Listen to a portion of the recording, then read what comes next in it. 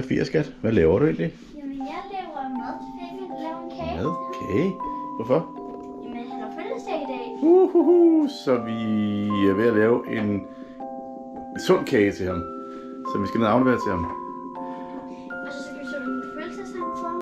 Så er vi i stallen.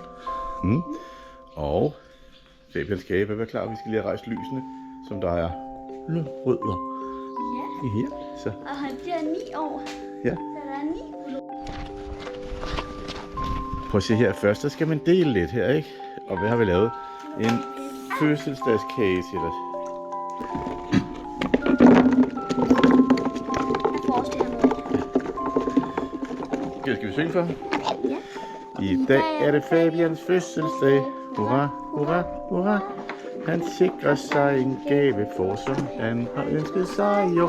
Med dejlige gulerødder og kager til.